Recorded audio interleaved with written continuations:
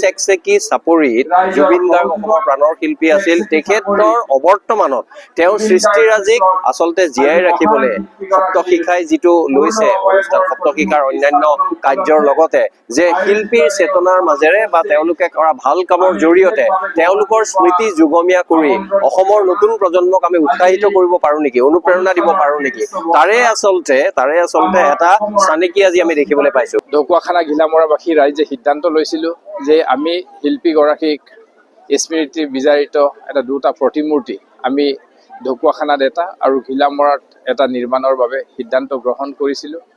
আৰু এই প্ৰতিমূৰ্তিভাগী নিৰ্মাণৰ বাবে আমি দায়িত্ব দিছিলো অসমৰ স্বনামধন্য শিল্পী বীৰেন সিংহ ডাঙৰীয়া, আৰু তেখেতে যোৱা সপ্তাহত ঘিলামৰাত আমাৰ আজি উন্মোচিত হোৱা প্ৰতিমূৰ্তিভাগী নিৰ্মাণ কৰি উলিয়াইছিলে। আৰু আজি ঘিলামৰাবাসী ৰাইজ, সপ্তশিখা আৰু বিভিন্ন দল সংগঠনৰ উদ্যোগত আজি আমি চেকচেকী চাপৰিত তেখেতৰ প্ৰতিমূৰ্তি উন্মোচন কৰাৰ বাবে ব্যৱস্থা গ্ৰহণ কৰিছিলো। আৰু ইতিমধ্যে এই কাৰ্যসূচী সমাপন হৈছে।